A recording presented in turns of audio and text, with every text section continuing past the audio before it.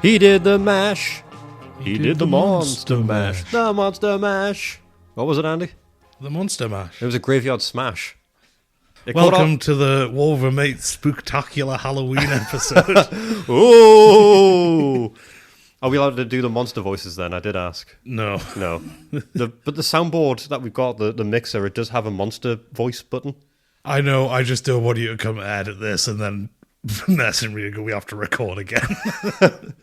Yeah, thankfully we've not got to that point yet, but this could be the day, Andy. I can see. Leave the button. We've got the options of male, female, robot, monster, baby, and elder. I like that they grouped up like the gender ones together, and then you've got the age ones, and in the middle of both of those you've got robot and monster. It's an interesting categorization that they've got, and that it makes the baby and elder feel like afterthoughts. Well, it's the always sunny joke about when someone gets old enough they stop being a man or a woman and they're just an old person. That's a good point. You're either a baby, a person with their own identity, or an old person. Yeah. Or maybe a robot or a monster. Somewhere along the way, are we not all robots or monsters, Andy? We either abide by the rules that society has put out to us, or we push back against that. We become truly unique, and the world sees us as monsters. Well, they always say there's two wolves inside everyone, and one of them's a robot, and one of them's a monster. This is War with a Mate. It's the podcast in which we swear to God we talk about the campaign for North Africa. Occasionally we'll mention other fun things, like age.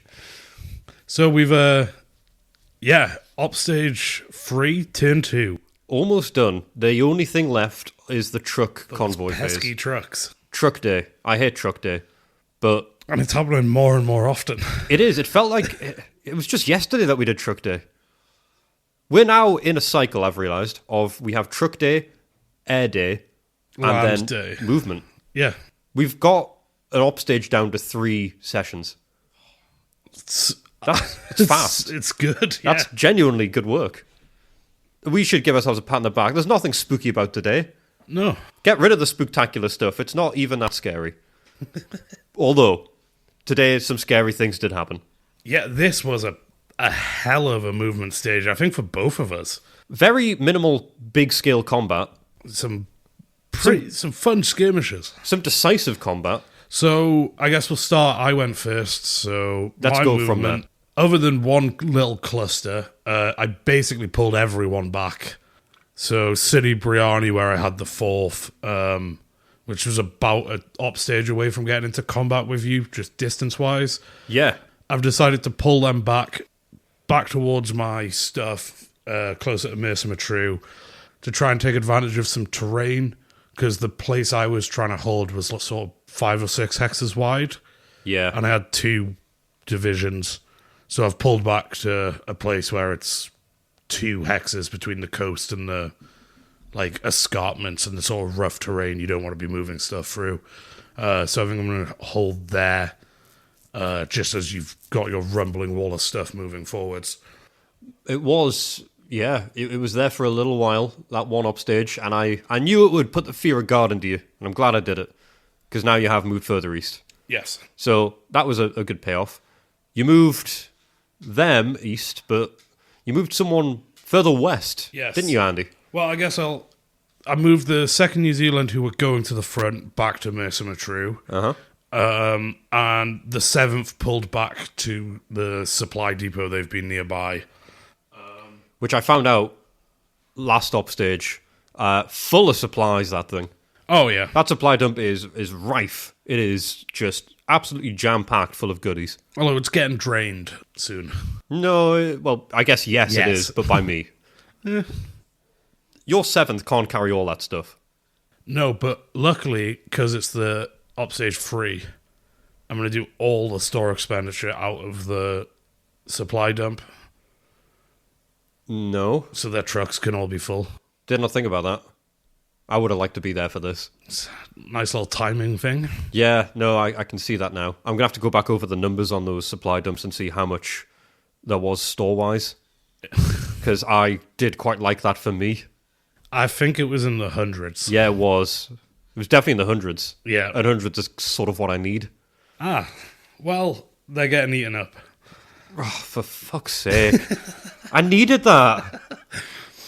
So the 7th pulled back a bit, and then, yes, what you were alluding to, my guys who were behind enemy lines, they really went for it this turn. Some spooky ghouls. Yes. So they were being attacked by like 5 units of guns, so they pulled out of that, looped around behind them, and attacked the fort they'd come from.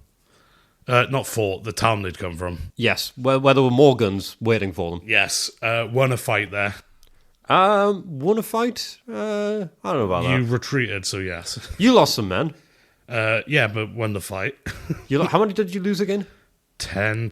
10%, yeah. Which, when you have like 6 stow points, is significant. yeah. I lost 5%, I think, but I was forced to retreat. Yes. So they pushed further away. They moved up to a crossroad nearby. Which cleared the way for the King's Royal Rifle Company to do a suicide mission. Yes. They went miles behind enemy lines, pushed themselves to minus 24 out of 26 coherence. Yes. But they got to one of your airfields. They did. Matuba. Yeah. They did. They got to one of my airfields, which held a diverse series of squadrons. There were some fighters, there were some bombers, and all of them are now defunct because you went in and you butchered all of those SGSUs. I had horrifying flashbacks of Fort Madalena. It's like in the film Halloween, where you get the flashback to Michael Myers killing his sister. I'll have to take your word for it. Yeah, it's just like that. Michael Myers finds his sister at the Martuba airfield and kills her and the rest of the SGSUs in cold blood. And then he comes back to Hadfield years later and tries to do the same thing again. Kills more SGSUs. But when he gets back there, he finds that no one other than Rommel is there, and he kills them. Nice to kill Rommel on a vacation. No, Rommel wins. He's What? sort of the Dr. Loomis. Rommel's more... He's a shifty escape guy. He's not... Maybe he's the Shape. Maybe he's Michael Myers. That'd be weird. That'd be a weird piece of lore. I could see Rommel being a bit of a Michael Myers type character. Really? Yeah. On the game map, yeah, he just sort of appears. Doodle-oo. He does... Yeah, okay. Just trust me on that. You've not seen the films. Yeah, I don't know enough about Halloween to argue with you, but I'm pretty sure you're wrong. Nah, that's lore accurate. It's in the third one, I think. So, yeah, you did do that. You butchered my SGSUs, and I was not pleased about that. Yeah. Not one jot. So, at the end of my movement, I had one thing on map C, which is the 7th. Most of my stuff is on map D. I did have 2 things on map B. So I had more of a presence on my side of map C than you did on actual map C, which is the middle point. Yes. It's meant to be the middle ground, meant to be the common ground. It's the center of the game, It's the front. and you have one group there, and it's the 7th. Yes. And they suffered breakdowns as well. 33% of their tanks broke down. Yes, and then 10%. They lost, I think, 5 or 6 tanks overall. That's not nothing. It's a lot, actually, yeah. So they are not doing well. Yes, they may have supplies, but those tanks will never see a repair yard. Oh, no. Well, I still also haven't done my repairs. However, if I get to them, they will see a repair yard. They will make their way to Tobruk, where they will be fixed by maybe end of turn 4. So that's what I'll be doing. I'll be taking those tanks. Because the truck bandits have wreaked havoc on me for far too long. And today, I sought vengeance. Yes, so that was the end of my movement, and then you got in there. I took decisive action is what I did. First and foremost, I moved forces to tackle this problem. I moved the Libyan Tank Command, which is sort of a shell unit at the moment. It's the divisional headquarters with some tanks to help garrison it. And I sent them on the warpath to try and take on... The Royal Northumberland Fusiliers. Yes. And... No, it was the other ones. No, the ones who got wiped out were the King's Royal. The number of Northumberland Fusiliers were the ones... Yes. So, Yes, so they tackled the RNF, and in that battle there was a bit of a exchange of blows. I lost nothing, I believe, in that one. Yeah, and I lost 10%, which is just a toe point for what they have. Yes, so bit of a skirmish, Quite some a blows. big toe point. Yeah, an important one, a vital one for your survival. Well, I'm just going to say it because they have free toe. Now or then? At max. Right, okay. And they don't have that anymore. No, because I sent them off forward, not taking into account they are my elite infantry. I see, and you've done this with them. You turn them into what the long range desert group should be, and have failed to become. Yeah, this is a sort of flash forward to what the SAS were doing. So they stuck around. They got into that fight. Meanwhile, your guys who went really balls to the wall, they ended up being attacked by the Derna garrison, who marched their way further down south, and they were bigger than I realized. They had quite a bit more might to them than I expected. We're talking, double-digit toe points, which is good. Yeah. Which meant that when that fight came about, because of their ridiculously bad cohesion level, they surrendered on contact with enemy. So the Derna garrison took them all. Those truck bandits, half of the truck bandits, are officially gone. I've got them. They're over. It's done. Yeah. The reign of terror is over. They had 2 toe points left, so you just captured 200 guys who I picture being fairly smug. Evil dies tonight. That's what they say in one of the Halloween films. So that's what I did. I struck back. I reclaimed the trucks that remain in their possession. They are now mine. They're back in my rightful ownership. Have you looked at what you got? No, I bet it's nothing. I bet it's absolute pittance. I bet it's complete crap at this point. It's just trucks full of sand and the bodies of SGSUs. And because they went so far, there's a lot of broken down trucks. I've got no doubt that a lot of them are broken down. But it's not about the trucks I got back. It's about the trucks I stopped you having. That's fine. Yeah, it's like a spite thing. I mean, you could have sort of 7 trucks for your entire Air Force. 7 trucks? That's like twice the size of my usual convoys. I do not manage my convoys well. That's a big load of supplies coming to the front. Yeah, well, you talk a big talk, but I have 1 million trucks coming from Tripoli next turn. I believe it's the first or second upstage of turn 3. I've got like a bazillion trucks. Are they, because they also arrived with the black shirts, are those trucks full of supplies, or have you left some empty so they can have guys? Some of them are empty just because of my poor planning at the start of the game and not knowing how it works. Oh, okay. So, yes. No, you left them empty so you can mechanize. Sorry, are you trying to give me an attaboy here? Yeah. Why? Because I've realised if I big you up, then when I beat you, it makes me look more impressive. Oh, I see. I thought this was a way to try it. I lose, and it looks less bad because I've bigged you up. So you want to take a sort of moral high ground, or you want to boost your own ego? Yes. To both. What's your favourite scary movie? Scary movie? That's not a scary movie, though, is it? It's a parody. I've not watched a lot of scary movies. Probably Scream. Yeah, well, it's definitely mine. Scream's definitely mine. Big fan of the Scream franchise. Yeah, we watched all of them. Last year? Yeah, for our Halloween movie season. Yeah, we try to do that each year. We're aiming to do Halloween this year, but we're running out of time, really, to watch them. We'll watch them after Halloween at this point. To be fair, last year we watched most of the Scream things in November. That's a good point. Yeah, we did. Well, the new one's coming out soon. Yeah. Comes out February. Excited for it. We'll have to go see that. I love those films. Very good films. I've went as Ghostface for Halloween parties a few times because it's just a very easy costume. It's very easy to move around in. Not like when I dressed as the Cat in the Hat.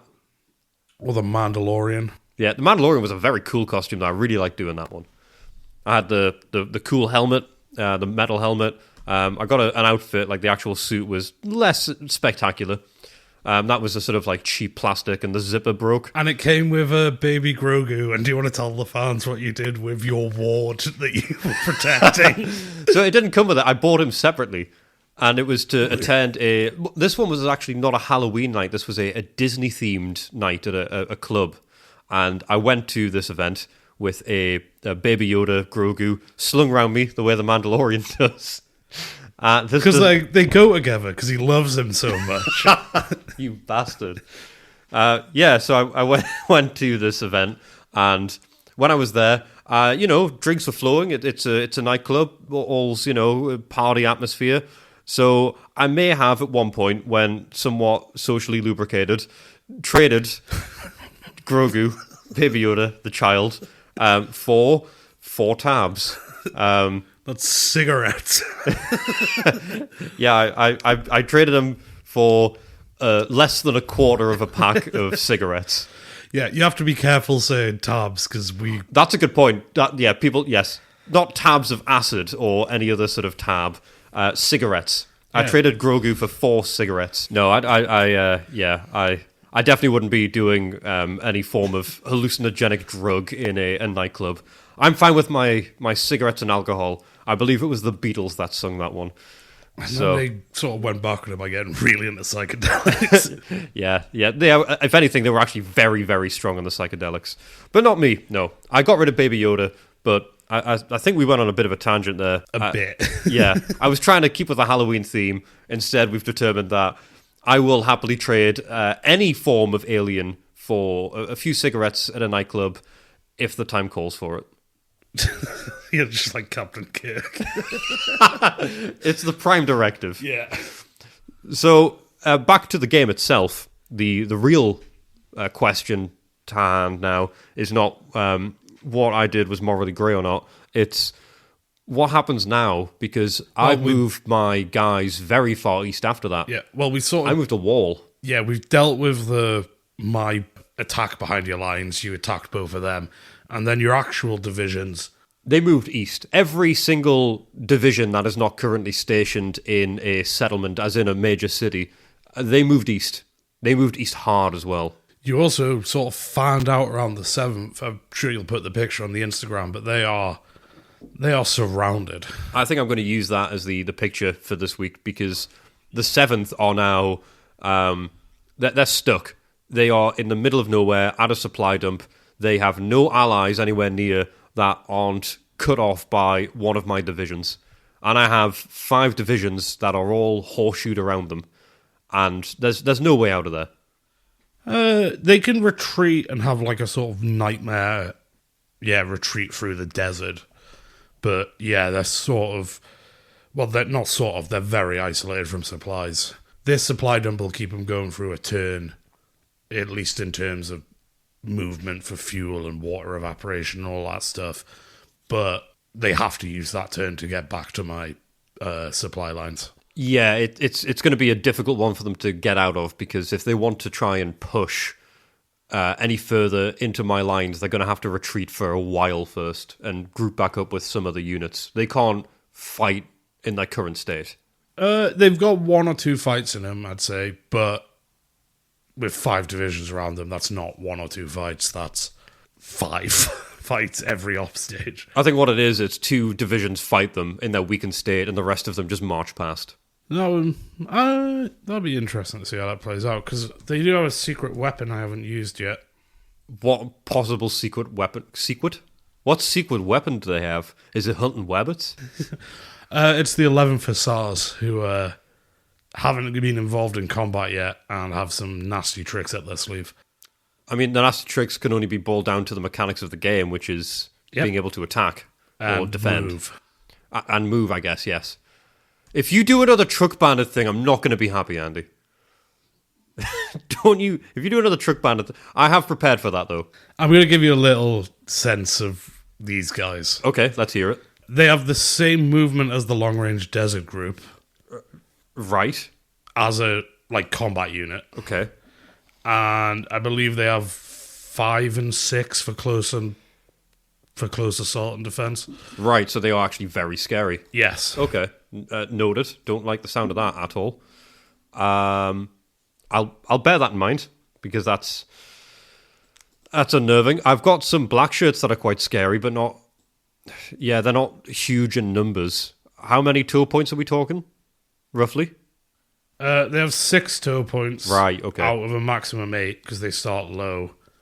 Sorry, I overdid it. 2 and 3, but That's still quite... that's a force to be reckoned with. with the CPA, yeah.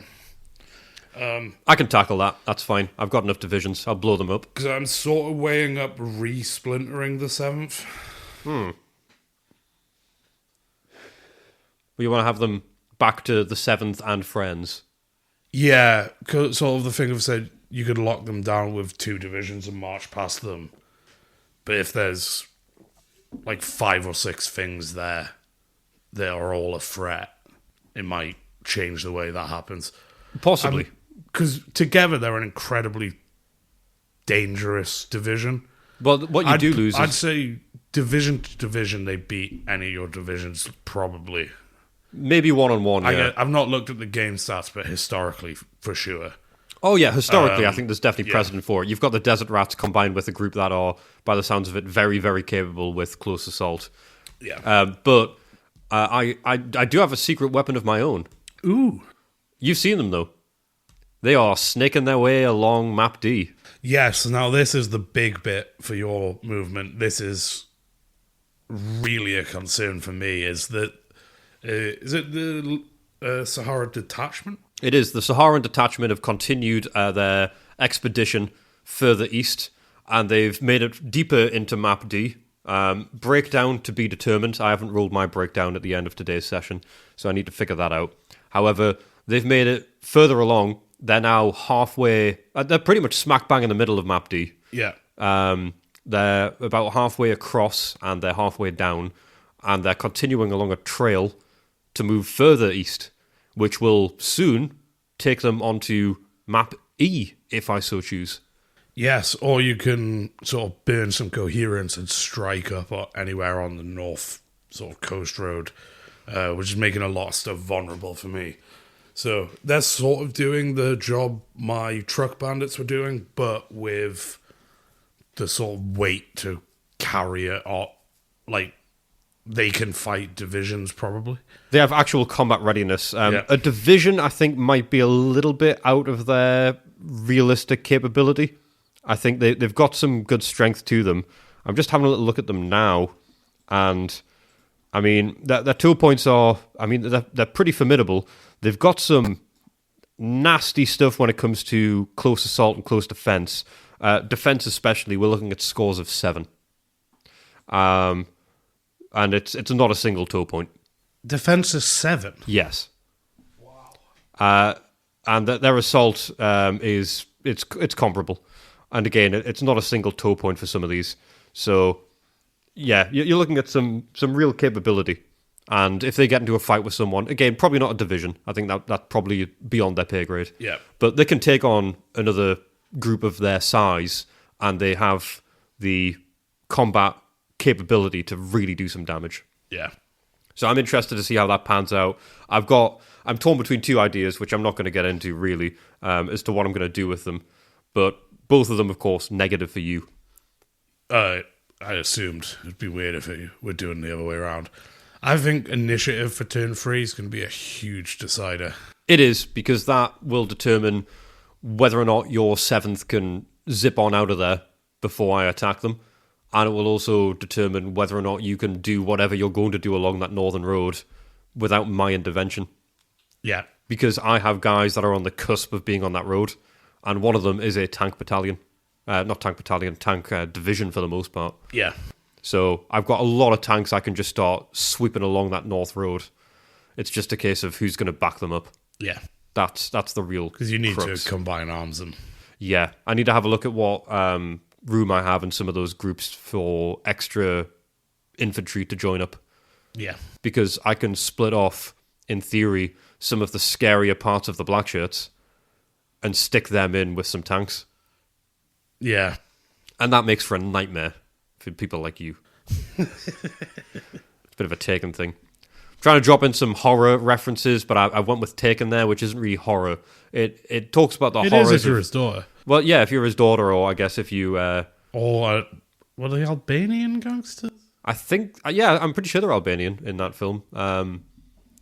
They're in France. I think the people he encounters at first are Albanian, and his daughter loves U2, which is probably the most unrealistic part of that film. Remember when U2 made you download the album on Apple? That was iTunes. Maybe one of the worst moves in music history, just to make people resent. One underhanded move by both U2 and Apple. Yeah. Apple I would expect it of. They're big business. They're big tech.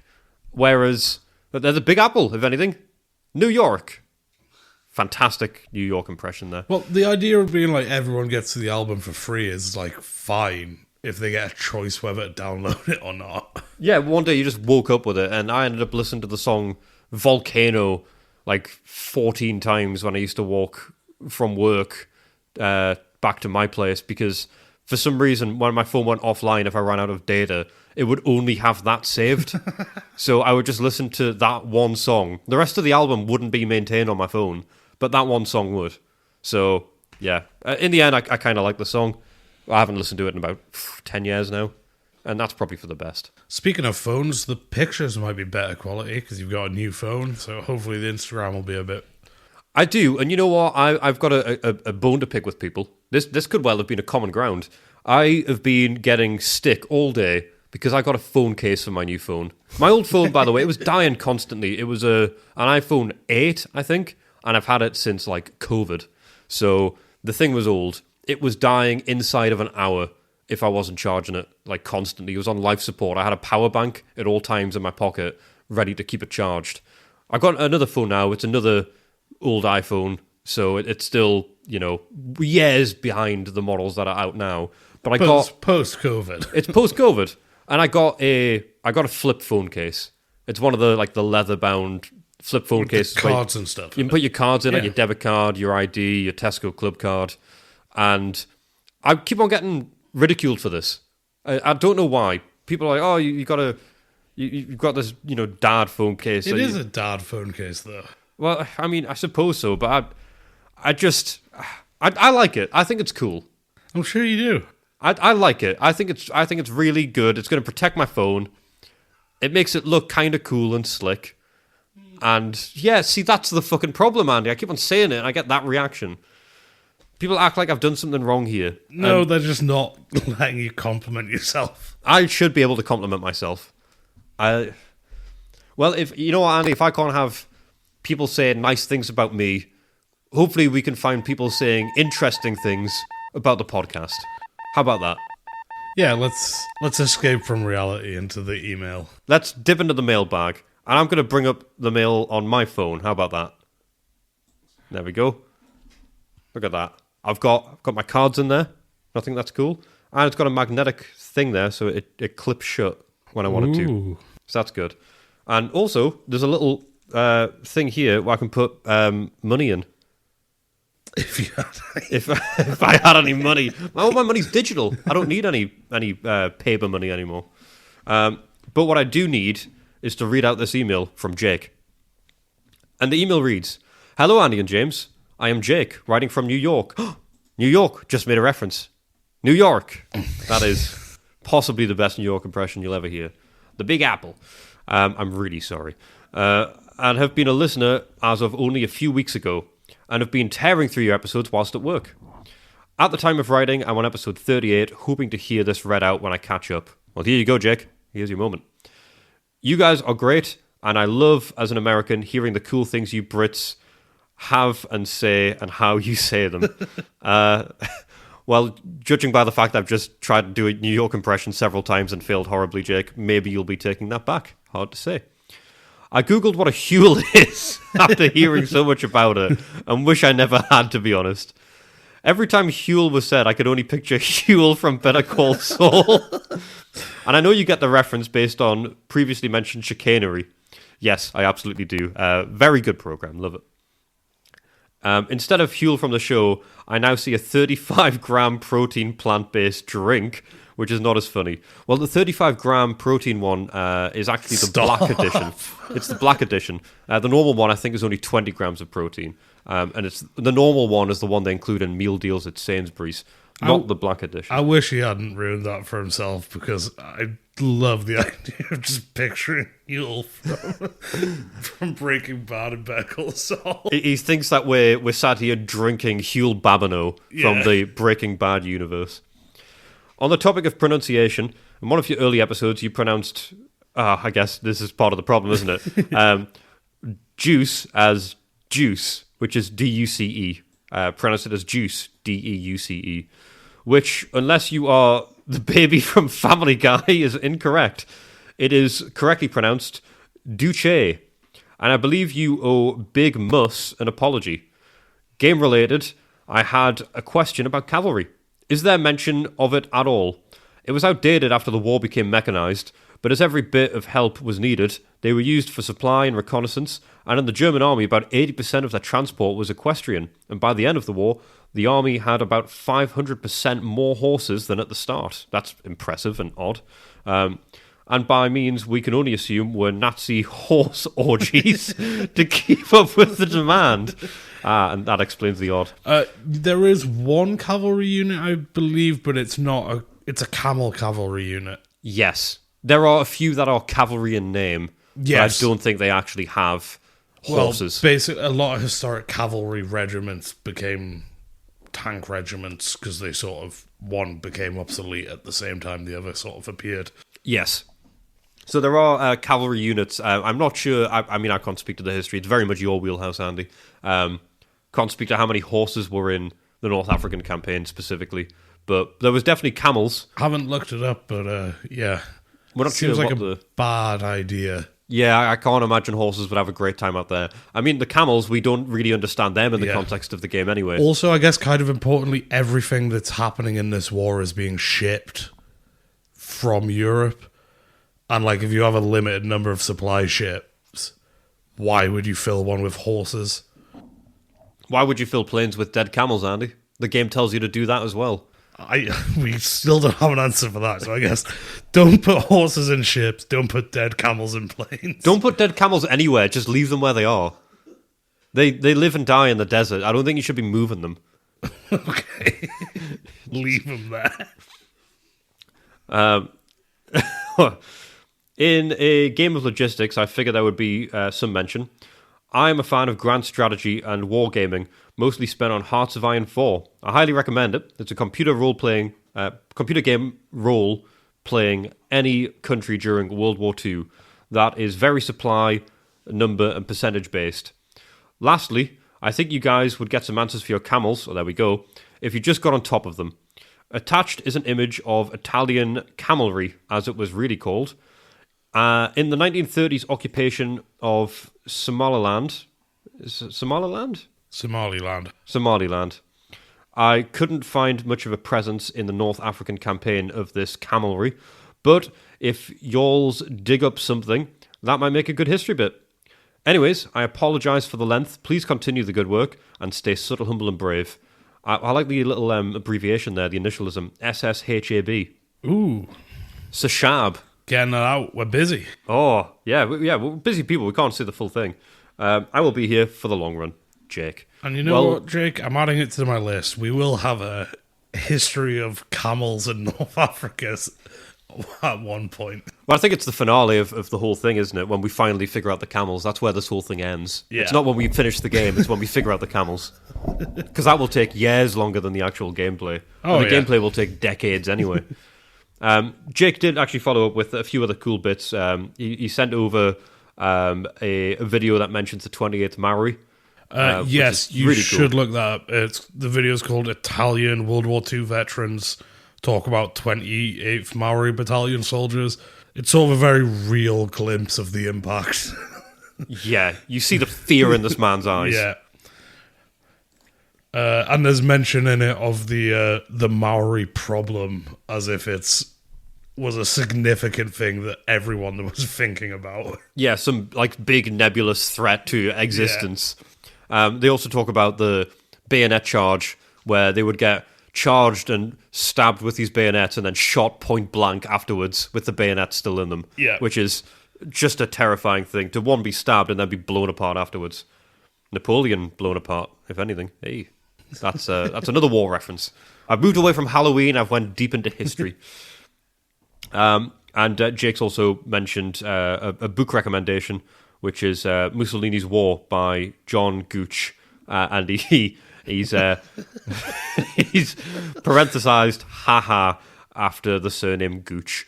Very sophomoric humor there, Jake, but I love it. I can't deny I'm really a big fan of stuff like that. So that warms my heart. But thank you for the email there, Jake. Very detailed and really makes me reflect on how much we used to talk about Huel. We don't talk about Huel enough these days, Andy. You noticed that? We went back last week. We did, but I feel like even then, maybe this is the Huel Renaissance. No. Wouldn't that be spooky? Would that scare you?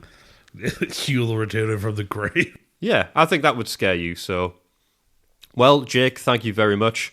On to the next, which is from Monty. It is. Hi, James and Andy. My name is Monty. Started to listen to your podcast nearly a month ago, and I'm up to episode 38 at the time of writing this. Dedication. I'm an Amazon delivery driver in the US of A, and I have lots of time to just listen to things while I drive. I've heard you all mentioned you do CFNA on weekdays after work, and was wondering what sort of professions both of you do. Obviously, if it's too personal, you can ignore this, but I was curious what occupies the rest of your time when not playing D&D or Campaign for North Africa. Won't get too specific, but software development, writing code. Yeah, I'm an astronaut. Yeah, they'll believe that. Yeah, no, probably not. I've done quite a few things. I've worked in sales. I've worked in finance. I've done a whole bunch of things all over the place. Quite the sporadic mix. No astronaut stuff yet. And now I work in healthcare. I work in mental health services, which it's a bit of a far cry from my pastime, but that's the job. That's what the day-to-day looks like. Jim's also mentioned the crummy weather in the UK, overcast with threats of rain. Happened to be on a boat today. However, I enjoy clouds and rain a lot. Maybe I should move to the UK. If you like clouds and rain, come on over. We got plenty to go around. I like a good boat as well. You a boat fan? I don't mind a boat. I've been on a ferry a few times.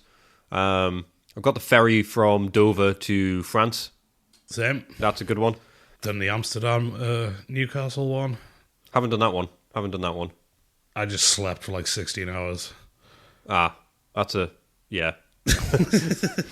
bet that was a good one then. I was coming back from a fun little trip. I've been in it for the long haul, so if you're still doing this for the next 50 to 60 years, I'll be right there with you. So you're not allowed to quit. Stay subtle, humble, and brave. And don't make sure you don't get lost in the deserts of your mind. Cheers, Monty. Monty got both the catchphrases in there. That's good. That's a tough one to get in. I didn't think one person could do it. That's why me and Andy distribute it evenly. But very nicely done. And when it comes to the long haul, yeah, we're in this too. I mean, we're coming up to a year now. We're sort of committed. We can't really back out now. Yeah, we've got too many of you interested. And Monty has followed up. Yeah. Hi, y'all. I don't mean to bombard you with emails on the same day, but I am partway through episode 41, and you got an email asking about doing a live show, and you all talked about how it is a fun idea, but you have no idea how you do it. Well, I proposed that instead of a live show, you should just have a live stream going while you play, so people can pop in and see what you're up to. Easy setup, just turn on the camera and start your stream, just a thought. Feel free to either read or not. I decide to read. Stay subtle, humble, and brave, you guys. Monty. Yeah, good idea, Monty. We've been talking about this a bit. There's some logistical challenges, but we do want to be able to stream to you guys. We just need sort of cameras and equipment and figure out the geometry of this room. Yeah, because when it comes to something live, I think it'll be a lot of fun. Whether it's a live in-person thing or whether it's a live stream, both of them have logistical challenges. The most part of that is trying to figure out how we keep this as something that's going to be engaging during that, because I think we've talked about it a lot. But I think when you actually see what a play session of this looks like, a lot of it is us pondering decisions over the board, filling out spreadsheets, and just repeating that until the turn sort of comes to an end. I guess it would be good to give people a sense of what a play session looks like.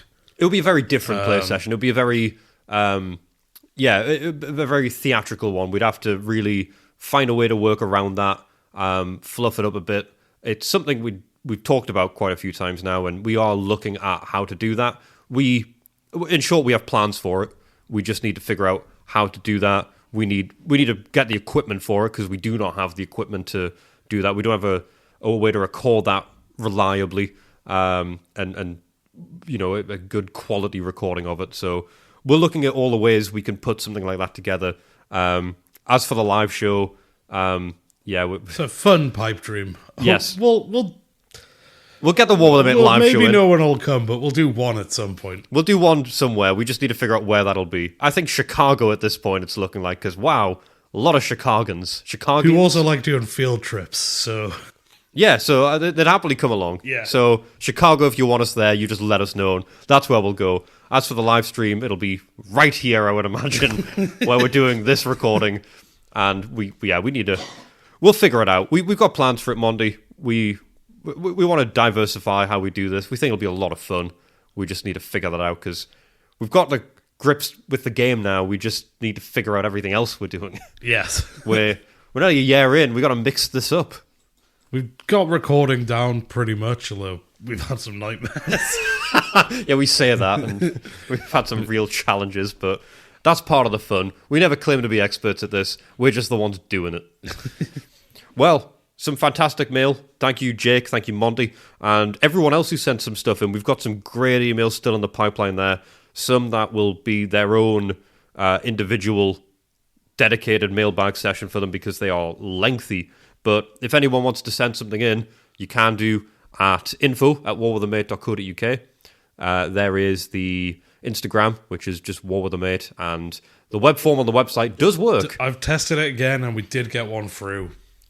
War with the Mate working again. Warwiththemate.co.uk is the website. That's where you can send that. We've got some bits and pieces on there in terms of pictures as well. We'll read it all out. If you send an email, we will get to it. We're doing this for 20 odd years. Yeah. We will get to it. And you made a vow in episode 9. I did. Way to commit us. Yeah. We're men of our word. Love hearing from you. Just great stuff. It is. It's great hearing from you folk. Now we've unfortunately got to delve into something else, which is, the past. Indeed.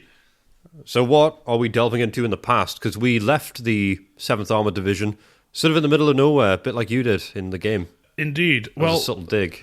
We ran up to the 13th of September and the start of Graziani's offensive. The 13th of September? Yes. It wasn't a Friday, was it? It actually was, yeah. Oh, spooky. There we go. See, it's all Halloween themed. I actually did look that up last week. An ill-fated start. So instead of continuing with the 7th, we'll pick them up next week. I thought it would be a good chance to jump into sort of what each side had at the beginning of this. Okay, a bit of a holistic breakdown. Yes. But we are starting with starting with 2 quotes this time. Oh, double whammy. Never has a military operation been undertaken so much against the will of the commanders. That's a quote from Mussolini's son-in-law about this. And it is not the number of men which causes me anxiety, but their weapons, equipped with limited and very old pieces of artillery, almost lacking anti-tank and anti-aircraft weapons. It is useless to send more thousands of men if we cannot supply them the indispensable requirements to move and fight. And that's a quote from Balbo. Ah, he's rearing his head again, is he? He is. He's popping up again. From all the way back in Chicago. Yeah. So, on the 13th of September 1940, the Italians marched with 6 infantry divisions, accompanied by a battalion of 200 tanks, a force of 250,000 men in arms, supported by 400 guns, and roughly 190 fighter planes. That's what I'm looking at. Standing against them, 30,000 British soldiers with half the tanks and only 48 fighter planes. Yep, that sounds familiar. We've seen this. Oh, yes.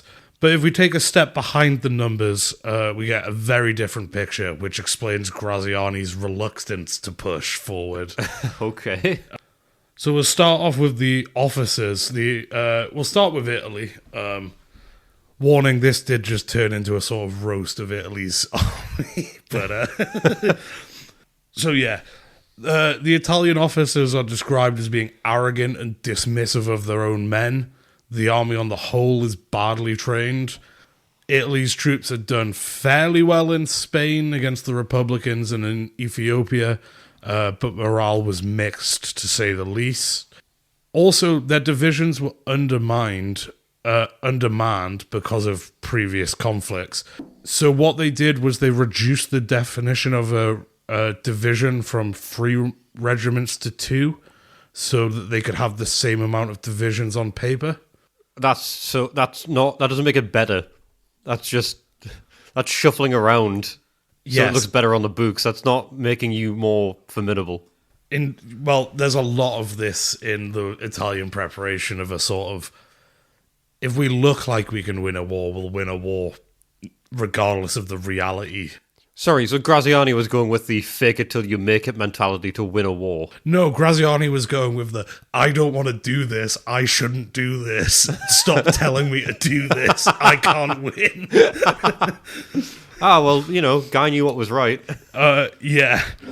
So, just to go in on your black shirts, for instance, they were well equipped to a certain extent. They had fancy uniforms, they looked good, but they also ignored the realities of war in favor of romanticized heroic narratives. It made them tactically inflexible. For example, they also favored bayonet charges, a move enjoyed by the 28th Maori, but they kept doing them at the wrong times. Because they're sort of... Oh dear, that's a very tragic visual. A German field marshal described the Italian troops as such after the war. They seemed to have a garrison mentality, and in fact much of their training was done in garrison, a totally inappropriate practice for exposing troops to the hardships of the battlefield. Their training remained superficial without reaching a satisfactory level. So yeah, just not well trained and not trained for the environment they're fighting in. Which is a massive negative because it's a desert. You kind of need to be ready for the environment or it will kill you. Yeah. He also points out there's a lack of contact between officers and the men. For instance, officers are enjoying lavish rations while men are often starving or on minimal rations, which is just tremendously bad for morale. Which explains a little bit about why all of my units have such terrible morale when the game starts. Yeah. The issues they have are further compounded by bad equipment. For example, their armoured cars are from 1909, so pre-World War... last week I was going, the 7th had old equipment. It was from World War One. They're pre-World War One. That's so bad. I mean, we've talked about the bad Italian tanks quite a few times. Yeah, the L3 tankettes, which... you should look these up because you can see pictures of people standing next to these tanks and they look like sort of Dodgem cars. They'd fit 1 or 2 people. The people would have to lie down in them. What a terrifyingly claustrophobic situation. It's such a bad piece of equipment. They had 12mm thick armor compared to the 80mm thick armor of British Matilda 2 tanks. 80, like 80. Yeah. Wow, yeah, so 12. Vastly different. Yeah.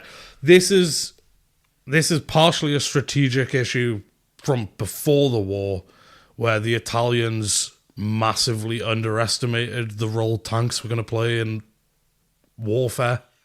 It's one of those weird things where you look back at it now, and from my perspective, it's like, how did you underestimate how important tanks would be?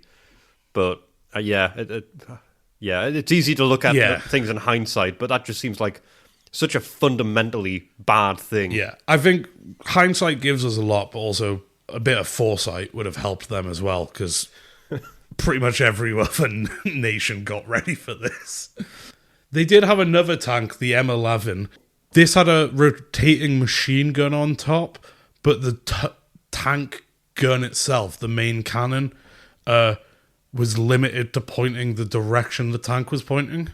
Yes, we mentioned this before, which it's like it's Michael Keaton's Batman. Yes. He can only rotate and look in a different direction if his whole body moves. And that's not great for a tank, especially in the desert. Yeah, it sort of defeats the point. It's just a gun on a car. Yeah. Much more so than a normal tank. Yeah, if you can't orient it in a particular direction, it's so difficult to maneuver. Speaking of the other guns, they're short on anti-tank guns and they're short on aircraft guns. They have World War I era artillery or older, which is also lacking ammo, and very importantly, they don't have enough radio sets to coordinate across the desert, and the radio sets they do have can't be used in a vehicle. They have to stop, set them up, send the messages, and then load them back onto vehicles, which makes coordinating across a vast space like a desert unreasonably difficult. That explains why I keep making bad decisions. Yeah. Richard Berg really captured that and applied it to you specifically. It's art imitating life, imitating art. An example of their guns just being badly designed. They have a 47mm anti-tank gun, but it doesn't have, typically guns of this, if you see them, they have the metal sheet at the front. Yeah, like a sort of a guard. They're called splinter sheets.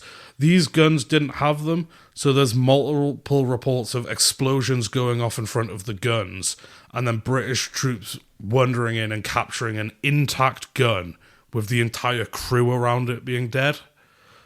Oh, wow. So they're getting killed by their own weapons going off. Yes, all firing back and just not having the protection. Oh, I see. So yeah, when they're getting shot back at, they're just getting torn apart. Yeah. And the guns have survived that blast because they're much more durable than flesh. Yes. Which brings us to the air. Graziani had 84 modern bombers and 114 fighters, with a further 113 aircraft, which would be considered obsolete. It did have the Fiat 42 fighter. Yes, I've got them, yeah. Yeah, which was highly maneuverable for planes of the time. Still outmatched by British Hurricanes, though. So, in total, they had 363 aircraft in North Africa at the start of the war, of which 306 were operational, and 57 were training planes. And then they had a further 179 planes that were unserviceable and unusable, but were taking up resources. We should have a look at that, actually, before next play session and see how that compares to the starting planes that we all get. Yeah, well, I've been wanting to do a comparison with this sort of stuff and what we get in the game, but I don't want to look too closely at your stuff, so I'm going to space that out. Yeah, we do need to do that at some point, though, to see how fun... Richard Berger's had keeping to fact or fiction with this. Yeah. How much of it is balanced for the mechanics of a game, or has he just went completely law accurate? Yes. And it's just functionally the same war. I imagine it's the latter based on everything I know. Oh yeah. This military effort's further been hampered by Mussolini over the last decade, who's been selling off their newly created aircraft and weapons that would have been a match for British stuff to countries sort of like Spain and Turkey. And he's been buying surplus equipment from the collapse of the Austro-Hungarian Empire to equip his own troops with. So he could have had better stuff. He was selling it. Yes. While in his head preparing for this glorious war, which is just like disconnected from reality. Like, another example of it, they don't have enough trucks for their army, so they're borrowing trucks from private businesses so they can hold lavish parades to show the populace how powerful their military is. I actually don't understand the logistical decision there, because I understand wanting to try and boost morale, but that will eventually fail you. Yeah. Like, you can have all the parades you want, but if you then lose, it was for nothing. I don't actually understand why you would do that. And these parades would have been expensive to put on, most likely. But this is the thing, it's like aesthetics versus like being functional. Because Mussolini's got all these grand ambitions to rebuild the Roman Empire and stuff, but he seems to have no concept of what actually goes into fighting a war, which makes sense on a certain level because he was a journalist who sort of wormed his way up and just didn't listen to his advisors. Another example of Mussolini fuck up is when it comes to your navy and your supply situation. Italy wasn't ready for Mussolini's declaration of war because he puts this out on Radio Rome, which is like his mouthpiece, and also how he puts all this stuff out. He puts it out on that, which is being listened to by British intelligence and other things. So he announces this offensive before the offensive happens. So the British are like, oh, cool, we're about to be attacked. This just, it seems like sabotage of his own efforts here. Yeah, I mean, even further, he didn't warn his merchant fleet, so a third of his merchant fleet is in British ports when he declares war on Britain. So those ships are just immediately captured and not let out and used by the British. Like, he loses a third of his merchant fleet, like for supplies and logistics, the moment he declares war. So he would have known that, though. Like, why? We will be having a Mussolini episode. I think a lot of it will be my quest to understand these decisions. Was the man just having some sort of crisis of self and just thought, well, if I look good, maybe I'll just succeed? I think it's sort of fake it till you make it, which sort of works if you're trying to like get a job in marketing or something. It doesn't work if you're trying to run a nation and rebuild the Roman Empire. So as well as losing a third of his merchant fleet, his navy has no aircraft powers, the aircraft carriers. They're short on fuel and manpower. All of their submarines are being run by junior staff for some reason. That's an odd choice. Yeah, and the British had broken all their codes. So not having a functional navy fucks their supply situation, as you know, because they have to ship the supplies to Benghazi or Tobruk, or worse, to Tripoli. Yes, right. Finally, I feel vindicated. Drive hundreds of miles back eastwards. Yes, they do. Yes, they do. Yeah. One estimate puts the Italian trucks and this supply effort using 60% of its fuel to get supplies to the front. That is probably correct, yes. Yeah. So Richard Berg's probably nailed that. And then you've got the first move of the war, just to build on this ineptitude. On the 10th of September, they move forward and they do a massive artillery bombardment on empty positions the British had left days ago. Right, so they're also just getting the attacks wrong. They have limited ammo and they waste it on a huge artillery bombardment on no one. Right, careful, because this is feeling a little bit too close to home. There's also a story of the 11th Hussars watching the Maletti division try to navigate through the desert and getting lost. And the 11th Hussars were apparently like overlooking them too far to be shot back at, just laughing at them as they're like trying to navigate with like compasses and incorrect maps. Yeah, this is, I feel, you know what, I can see why you made some of these decisions. I think it's a smart guy would make these errors. I think that's completely normal. Well, we'll do a quote from Rommel's chief of staff to sum up the Italian situation.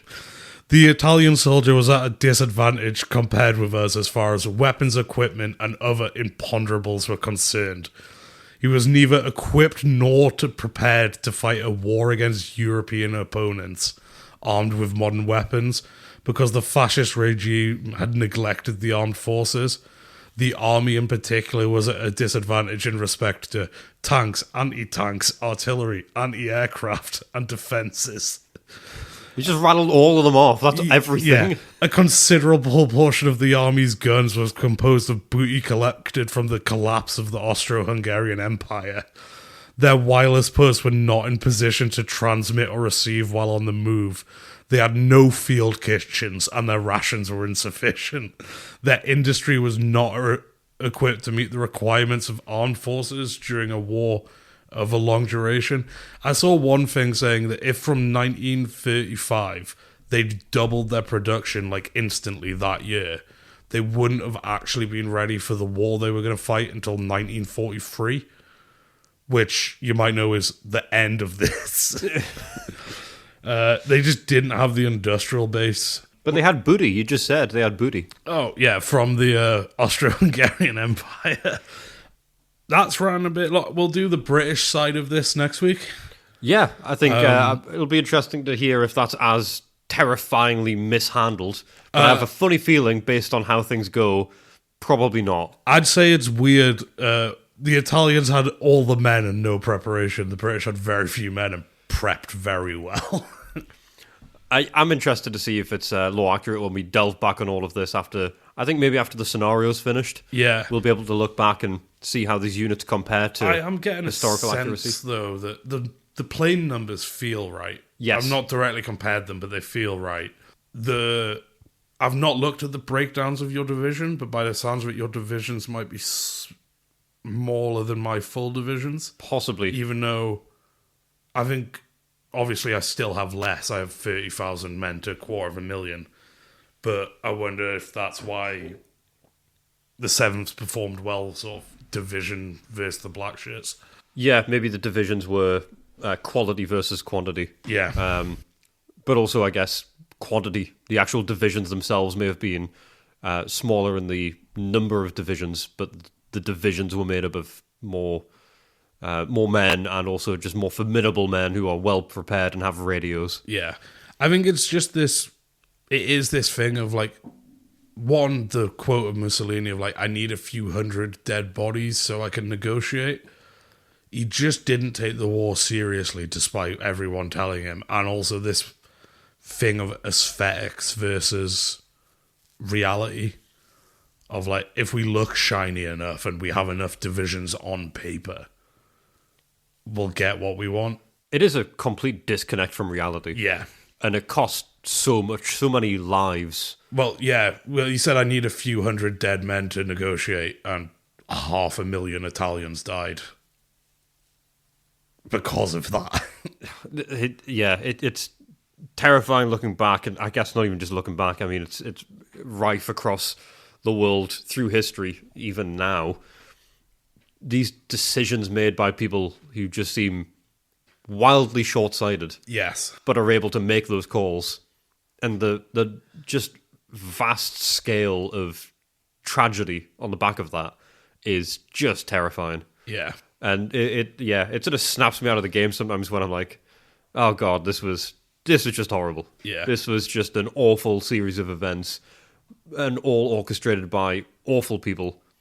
And it's just avoidable is the issue. Well, I think an important part of that is from that quote by Rommel's chief of staff is they're not prepared for war against a European opponent. They've been fighting in Ethiopia, doing the Libyan they've not been fighting a comparable force ever. They've been like doing colonial shit. Yeah, it's not been military on military, Yeah. or at least not comparable military. It's been completely outweighed, and when it comes to an actual war, like you say, he's not taking it seriously. No. I mean, how can you take it seriously when there's booty involved? Your associate booty? That's a reference that, if anyone can get that reference, I'd be genuinely impressed. I'm deep cut. But booty, Scooby-Doo and the Zombie Pirate Island, Halloween theme. That's sort of scary. That goes nicely into my common ground. Is it which Scooby-Doo film is the best Scooby-Doo film? No, it's much more demented than that. Oh, okay. Well, I guess on the back of this, because you know what? When we started playing today, you can probably attest, I distributed a lot of vitriol in your direction after your truck bandits did what they did. But then I got one of the groups of truck bandits, so I felt a bit alleviated. Nonetheless, there is still the need for some common ground. And now for something nicer.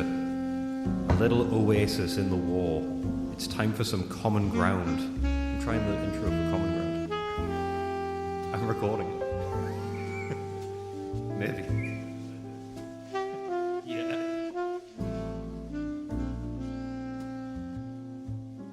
So, for the uninitiated, and there shouldn't be any. Everyone knows common ground. We're all here together. This is our common ground. This is where we get to disconnect from reality, and then we put together all the pieces that make us all one entity. So like a cult. Yeah, so we walk away. We walk away united. all friends. We can keep on doing this every week if we do this at the end. So common ground, we find a topic that we have to agree on, and we alternate, which means, Andy, this week it's your suggestion for a common ground that we need to find. Yes. We should be using science to make cryptids real. Why? What do you mean, why? Well, I guess first and foremost, it's sort of the point of common ground. We have to talk about this, otherwise the episode's done now. But secondly, I don't understand why you'd want to do this. That's mental. Okay, I have two sort of options for how this would play out. I'll present, we'll see how you feel about both of them, or either of them. Okay. Option 1. Cryptid Park. Which I understand is based on... I'm basing this idea on Jurassic Park. I'm glad you said where it. Everything went wrong. We'll get better fences. Sorry, it wasn't the fences that were the issue. Right, okay, sorry, I'm cutting you off. Continue. I disagree, but continue. Okay, option 2. Top secret multinational project where they make cryptids real in labs in secret and then release them into the environments they claim to be in. So you take like a chimpanzee, you genetically modify it into Bigfoot, and then you secretly release it in the like Pacific Northwest. Or you like make a Loch Ness monster and sneak it into Loch Ness. You're giving me a lot of what you can do with it, but you still haven't answered the why. Cryptids are cool. It's Halloween, and we can harness science now to do great and terrible things. So just because it's Halloween, you think it's fine to release monsters, actual monsters, into the wild? What happens then? Then they kill people, I presume. Well, I was smiling at myself picturing... Have you seen those, like, Bigfoot hunting shows? Yeah. There's, like, one of them where the producers are sort of, like, sniggering behind their hands at, like, a guy walking through the woods looking for Bigfoot. And then an actual Bigfoot just tears out of the woods and just attacks them. So you are making, just to clarify, vicious monsters. They are going to kill. It's just going to be, like, a bigger, upright gorilla, probably. This one is for Bigfoot, yeah. Yeah, for Bigfoot. And it is, again, I need you to actually acknowledge what I'm saying. It's going to kill people. I mean, yeah, it's a highly dangerous animal. It's not. But it'll make it's the your world a choice. bit more magic. It's your choice to make it. Don't fucking throw the word magic into this. That's crazy. Because people won't know where it came from. They'll just know Bigfoot's actually real. And they won't know it got released like 2 days ago. They will. No, it's a top secret project. Who's running it, though? It's a top secret multinational project. What do the other nations have to gain from this apart from a few dead TV producers? Advances in genetic science. That TV producers don't have to die for science to advance. That's just one scenario. Yeah, sorry, you're right. The other one was a theme park where innocent people die again. No, because we'll have good fences. Are you against us... You said better fences. You didn't say anything about good fences. Are you against us using science to make cryptids? Right.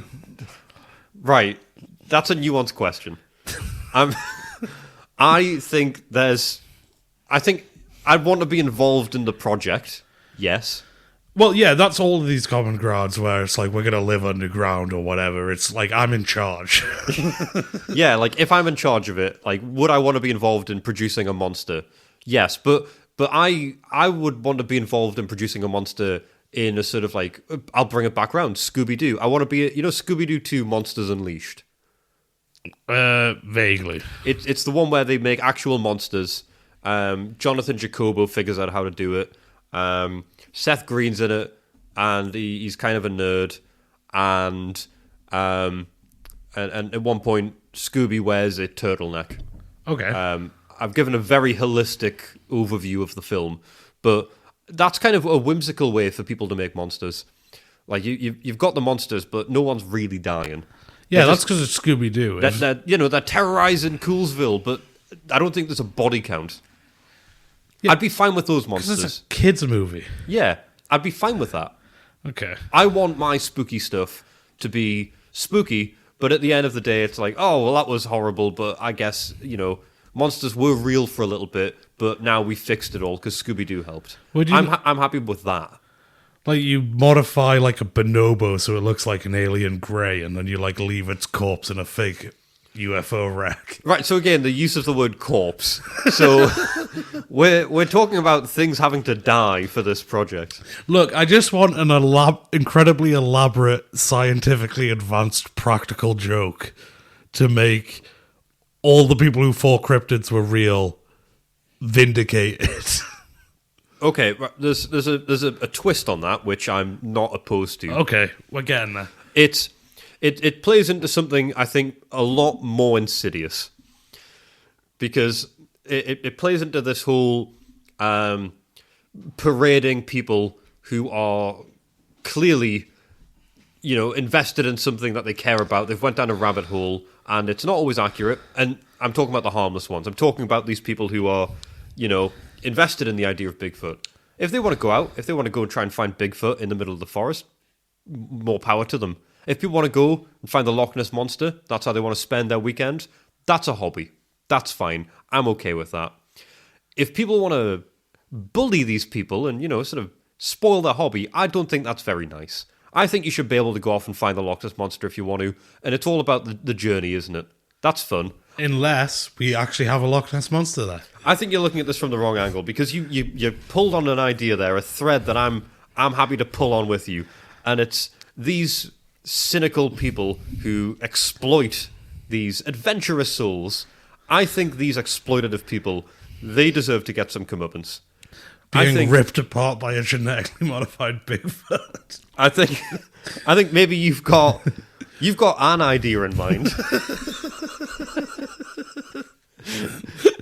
Yeah. And it's not exactly the idea I have, but I'm trying to walk you back in my direction, Andy. Okay. I think these TV producers that we've mentioned, I don't know who they are. I don't imagine they're very successful because they're clearly predatory. I think they should have their comeuppance. They should encounter one of these real monsters. I don't think they should be brutally murdered by them, because then they can't feel the shame that they need to feel. Okay. But I feel like they need to feel embarrassed. They need to be scared out of their line of work. I think there's so many programs where they prey on people who, are just trying to live their happy life. They just want to do their thing. And the tone of all those shows is like, look at these idiots. Exactly. It's, these people are freaks. These people are losers. Let's poke fun at them. What if they were right? Yeah, what if they were right? What if we spin it round and we do a program where it's a sort of the behind-the-scenes thing, where it's sort of like the point where you'd usually have like someone dressing up in makeup and getting ready for the prank, but instead we're in the lab. Yeah. Making the monsters. Yeah. And then it's a case of, all right, so we know that these people are going to try and do a big gotcha thing on all of these, individuals that are hunting Bigfoot. And then we release Bigfoot.